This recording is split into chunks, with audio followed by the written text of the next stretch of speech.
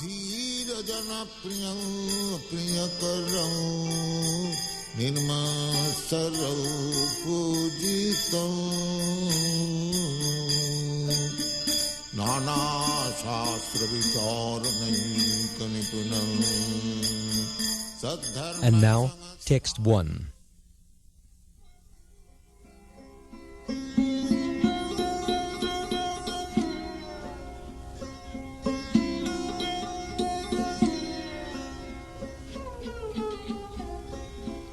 Vacho vegam manasa krodha vegam jiva vegam udaropasta vegam etan veganyo vishaheta dira sarvam apimam pritivim sashishyan.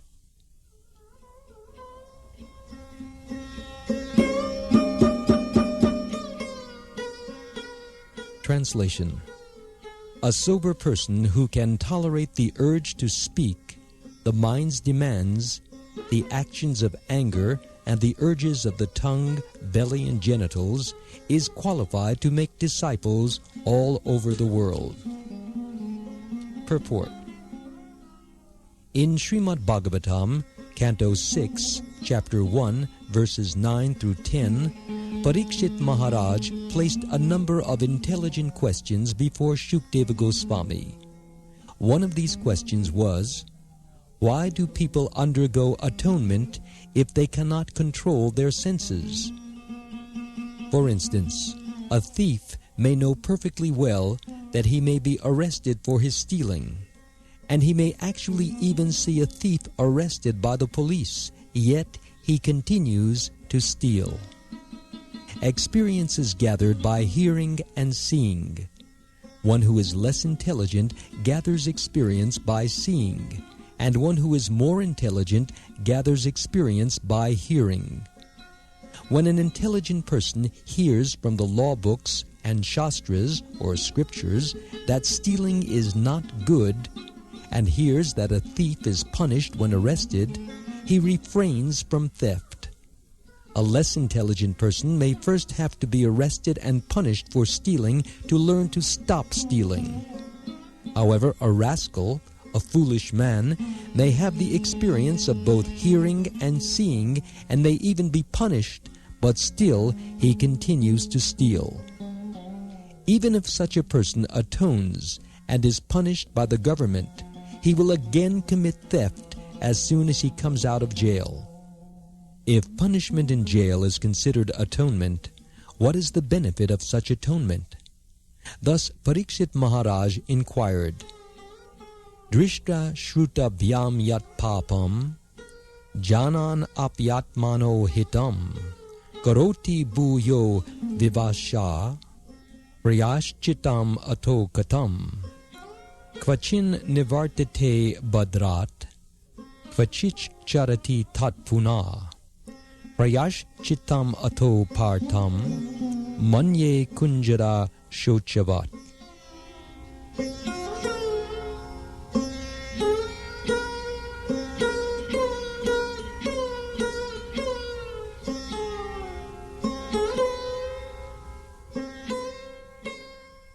He compared atonement to an elephant's bathing. The elephant may take a very nice bath in the river, but as soon as it comes onto the bank, it throws dirt all over its body. What then is the value of its bathing? Similarly, many spiritual practitioners chant the Hare Krishna Maha Mantra, and at the same time commit many forbidden things, thinking that their chanting will counteract their offenses. Of the 10 types of offenses one can commit while chanting the holy name of the Lord, this offense is called Namno Balad Yasyehi Papa Buddhi, committing sinful activities on the strength of chanting the Hare Krishna Maha Mantra. Similarly, certain Christians go to church to confess their sins, thinking that confessing their sins before a priest and performing some penance will relieve them from the results of their weekly sins.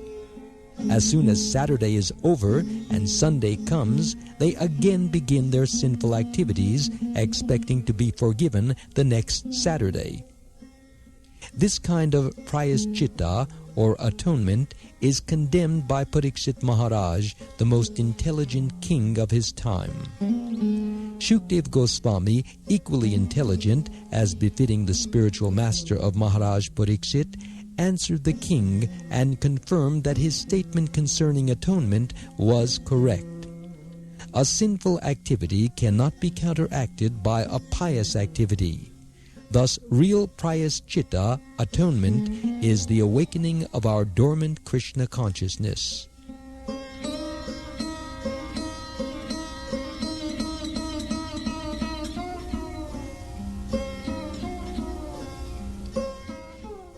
Real atonement involves coming to real knowledge, and for this there is a standard process. When one follows a regulated hygienic process, he does not fall sick. A human being is meant to be trained according to certain principles to revive his original knowledge. Such a methodical life is described as tapasya. One can be gradually elevated to the standard of real knowledge or Krishna consciousness by practicing austerity and celibacy or brahmacharya, by controlling the mind, by controlling the senses, by giving up one's possessions in charity, by being avowedly truthful, by keeping clean, and by practicing yoga asanas. However, if one is fortunate enough to get the association of a pure devotee, he can easily surpass all the practices for controlling the mind by the mystic yoga process, simply by following the regulative principles of Krishna consciousness, refraining from illicit sex, meat eating, intoxication, and gambling, and by engaging in the service of the Supreme Lord under the direction of the bona fide spiritual master. This easy process is being recommended by Srila Rupa Goswami.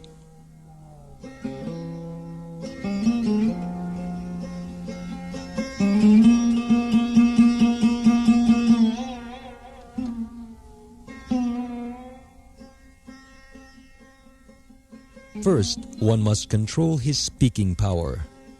Every one of us has the power of speech.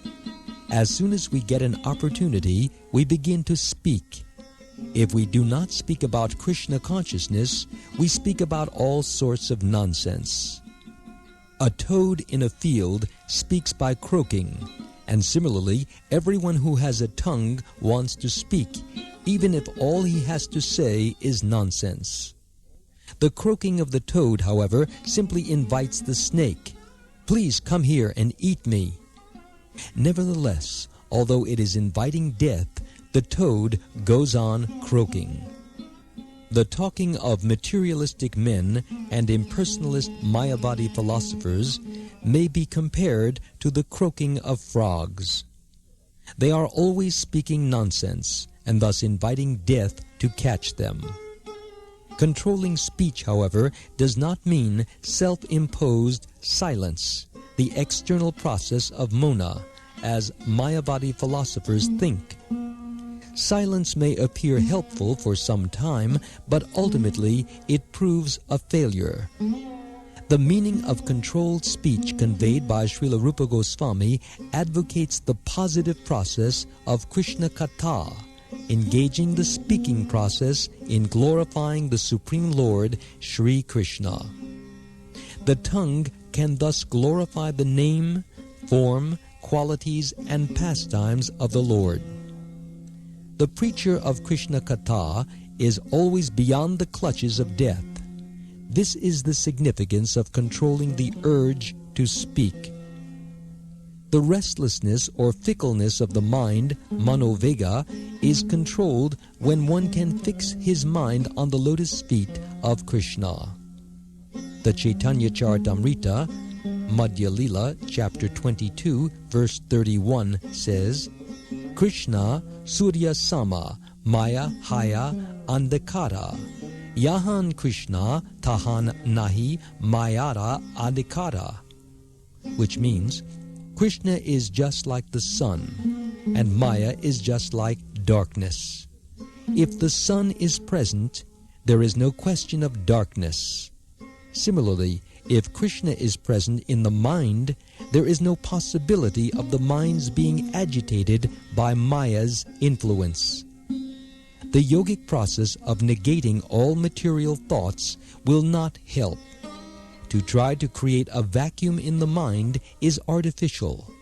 The vacuum will not remain. However, if one always thinks of Krishna and how to serve Krishna best, one's mind will naturally be controlled.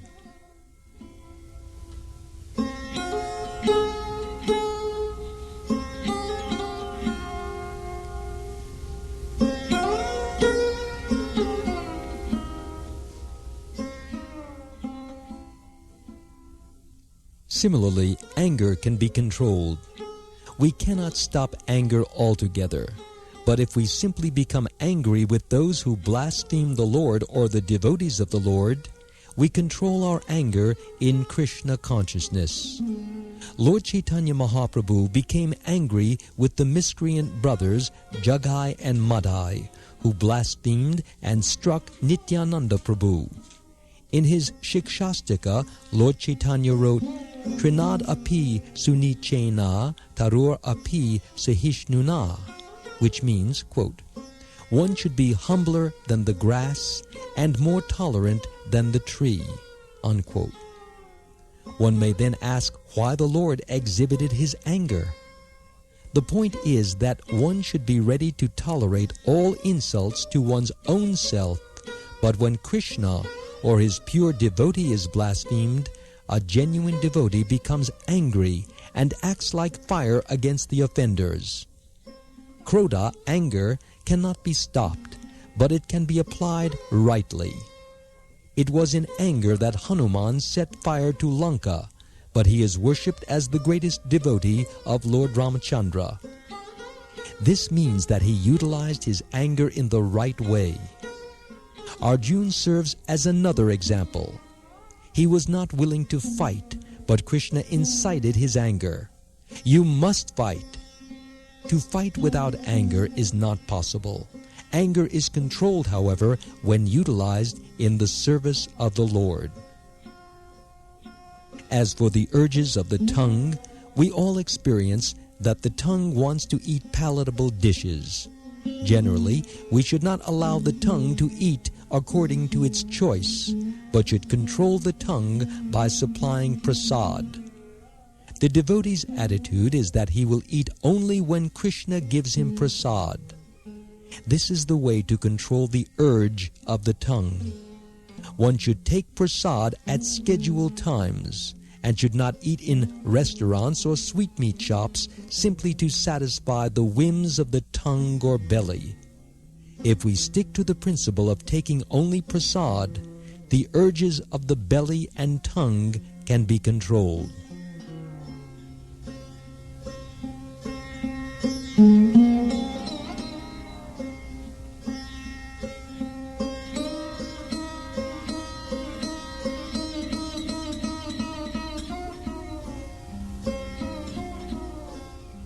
In a similar manner, the urges of the genitals, the sex impulse, can be controlled when not used unnecessarily. The genitals should be used to beget a Krishna-conscious child. Otherwise, they should not be used. The Krishna consciousness movement encourages marriage not for the satisfaction of the genitals, but for the begetting of Krishna-conscious children. As soon as the children are a little grown up, they are sent to our Gurukul schools, where they are trained to become fully Krishna-conscious devotees. Many such Krishna-conscious children are required, and one who is capable of bringing forth Krishna-conscious offspring is allowed to utilize his genitals. When one is fully practiced in the methods of Krishna-conscious control, he can become qualified to be a bona fide spiritual master.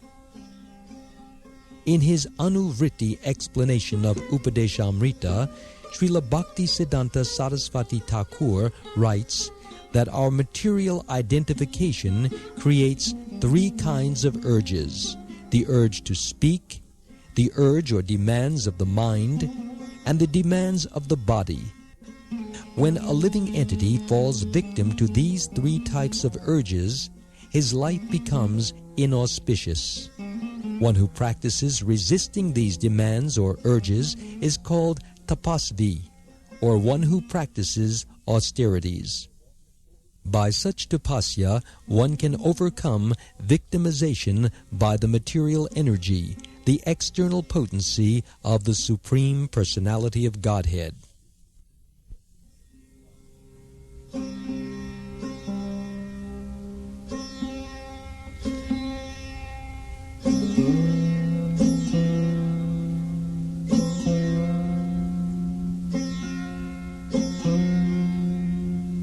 When we refer to the urge to speak, we refer to useless talking, such as that of the impersonal Mayavadi philosophers, or of persons engaged in fruitive activities, technically called karma kanda, or of materialistic people who simply want to enjoy life without restriction. All such talks or literatures are practical exhibitions of the urge to speak. Many people are talking nonsensically and writing volumes of useless books, and all this is the result of the urge to speak. To counteract this tendency, we have to divert our talking to the subject of Krishna. This is explained in Srimad Bhagavatam, Canto 1, Chapter 5, verses 10 through 11. Nayad vachash chitrapadam harer yasho Jagat pavitram pragranita karchit Tad vayasam tirtam ushanti manasa Nayatra hamsa niramant yushikshaya, which means, quote, "Those words which do not describe the glories of the Lord, who alone can sanctify the atmosphere of the whole universe, are considered by saintly persons to be like unto a place of pilgrimage for crows. Since the all-perfect persons are inhabitants of the transcendental abode, they do not derive any pleasure there." Unquote. Tadvag visargo janataga viplavo Yasman prati shlokam abadavatyapi Namanyanantasya yashon kitaniyat Shrinvanti gayanti grananti sadava, which means, quote, "On the other hand, that literature which is full of descriptions of the transcendental glories of the name, fame, forms, pastimes, etc., of the unlimited Supreme Lord, is a different creation, full of transcendental words directed toward bringing about a revolution in the impious lives of this world's misdirected civilization. Such transcendental literatures, even though imperfectly composed, are heard, sung, and accepted by purified men who are thoroughly honest." Unquote. The conclusion is that only when we talk about devotional service to the Supreme Personality of Godhead can we refrain from useless, nonsensical talk. We should always endeavor to use our speaking power solely for the purpose of realizing Krishna consciousness.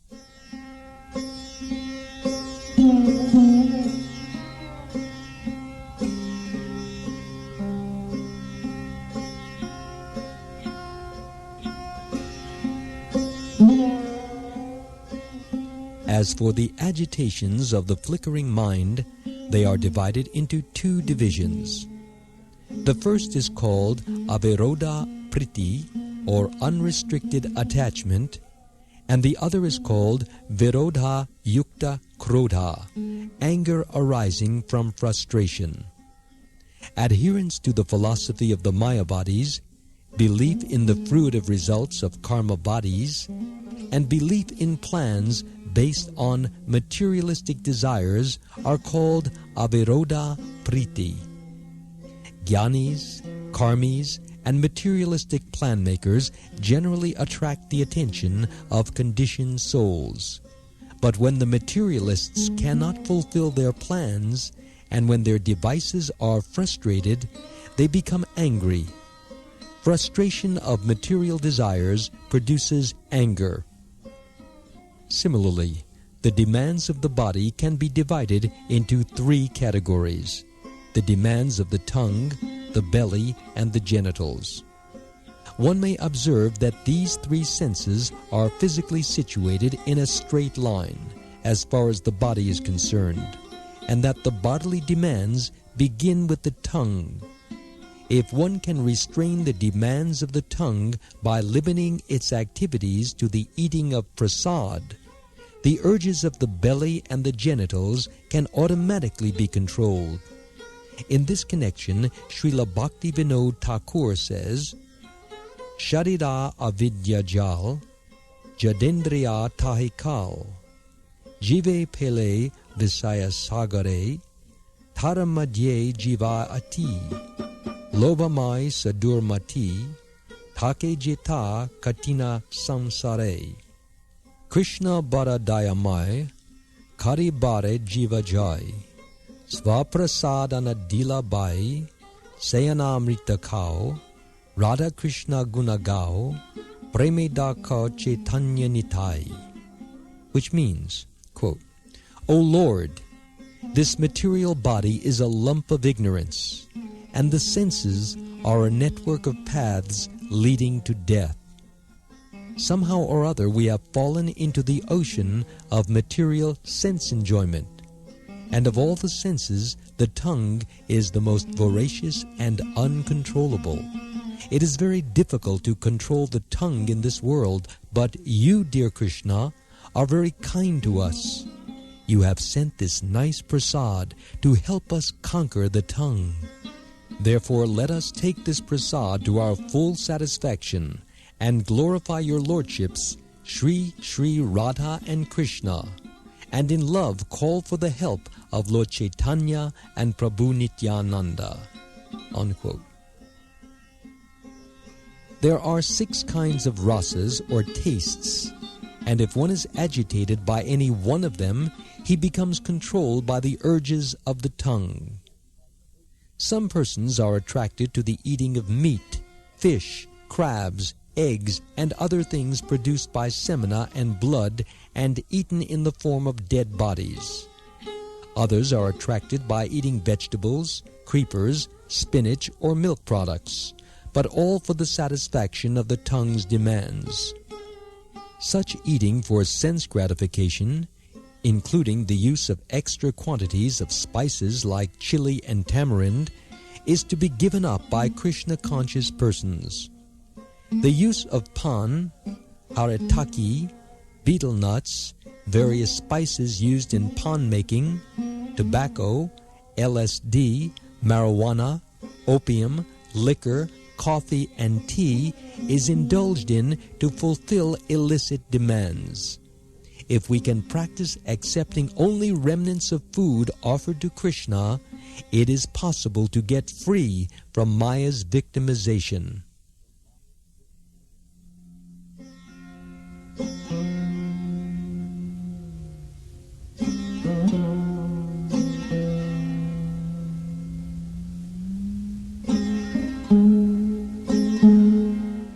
Vegetables, grains, fruits, milk products, and water are proper foods to offer to the Lord, as Lord Krishna himself prescribes.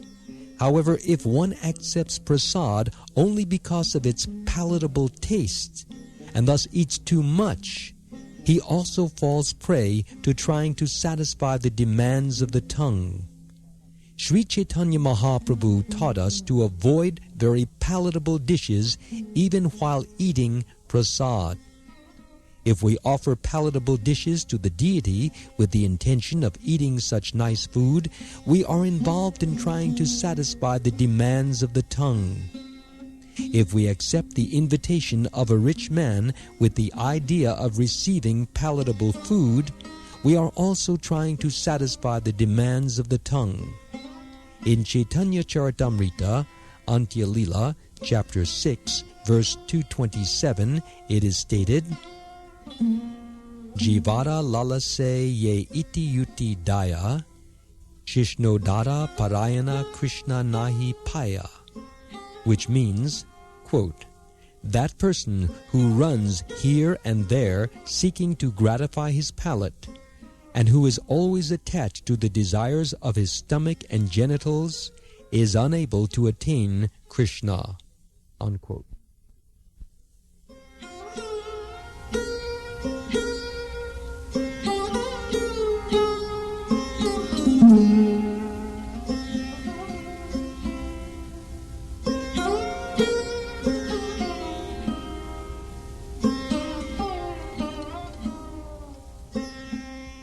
As stated before, the tongue, belly, and genitals are all situated in a straight line, and they fall in the same category.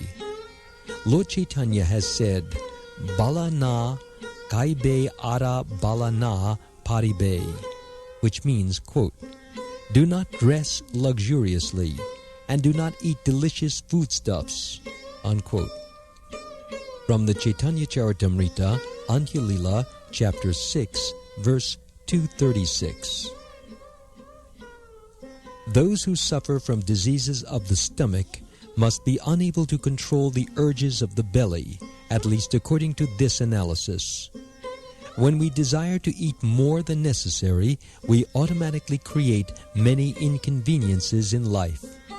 However, if we observe fasting days like Ekadashi and Janmashtami, we can restrain the demands of the belly.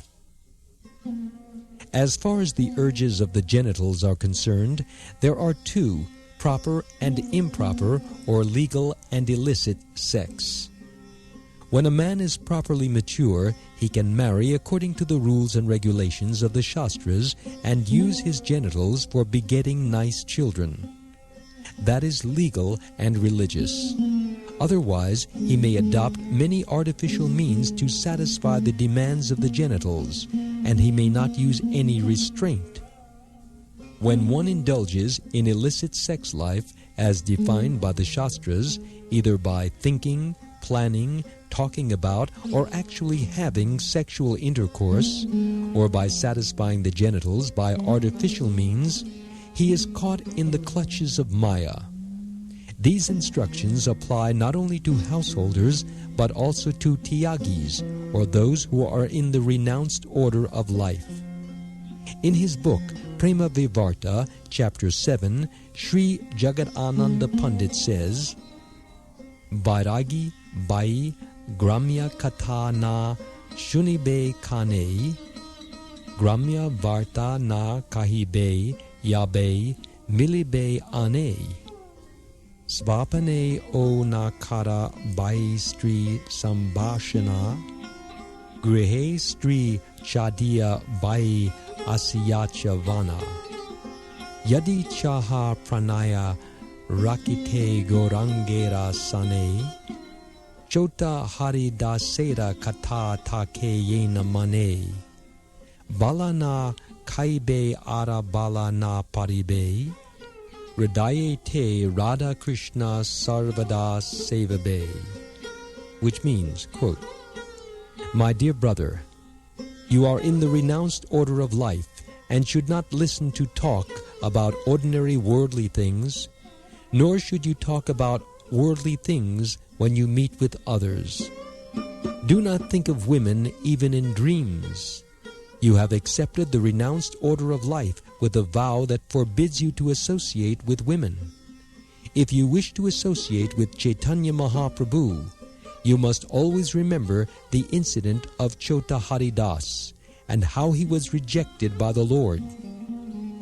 Do not eat luxurious dishes or dress in fine garments, but always remain humble and serve their lordships, Sri Sri Radha Krishna, in your heart of hearts. Unquote. The conclusion is that one who can control these 6 items, speech, mind, anger, tongue, belly, and genitals, is to be called a Swami or Goswami. Swami means master, and Goswami means master of the go, or senses. When one accepts the renounced order of life, he automatically assumes the title of Swami. This does not mean that he is the master of his family, community, or society. He must be the master of his senses. Unless one is master of his senses, he should not be called Goswami, but Godas, servant of the senses. Following in the footsteps of the 6 Goswamis of Vrindavan, all Swamis and Goswamis should fully engage in the transcendental loving service of the Lord. As opposed to this, the Godasas engage in the service of the senses or in the service of the material world. They have no other engagement. Prahlad Maharaj has further described the Godas as Adanta Go, which refers to one whose senses are not controlled. An Adanta Go cannot become a servant of Krishna. In Srimad Bhagavatam, Canto 7, Chapter 5, Verse 30, Prahlad Maharaj has said, Matir na Krishne parata svatova, mito vipadyeta gravratanam, adanta gobir vishatam tamisram, puna punascha vitacharvananam, which means, quote, for those who have decided to continue their existence in this material world for the gratification of their senses, there is no chance of becoming Krishna conscious, not by personal endeavor, by instruction from others, or by joint conferences. They are dragged by the unbridled senses into the darkest region of ignorance, and thus they madly engage in what is called chewing the chewed, unquote.